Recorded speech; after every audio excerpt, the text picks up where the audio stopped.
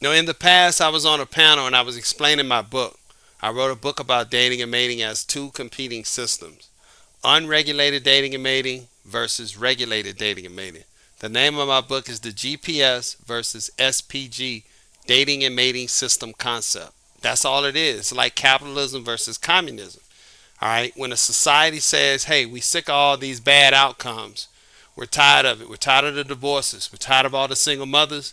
We're tired of all the ghosting and the foodie calls and the friend zone, all that stuff. We're going to start regulating things. That's a regulated system. So someone asked me, they say, hey, Alpha, when does the regulation start? When does it start? And I told them, well, essentially the regulation starts specifically with women when they come out the womb. When they come out the womb in a regulated society, that's when it starts. And I told him that's the problem. See, regulation is the solution and it's the problem. It's both. Why is it the problem? Because nobody wants to do it. And the regulation has to start when the woman literally sets foot on this planet. Yes, if you look at those societies all over the world, on all the continents, Africa, Middle East, South America, Middle and Central America, and places in Asia. If you look at Southeast Asia, if you look at those countries, the regulation doesn't start when they get to a certain age. No, it starts when she comes out the womb. Meaning they are training, they are regulating, they are teaching that woman how to be a wife. Period. It's just that simple.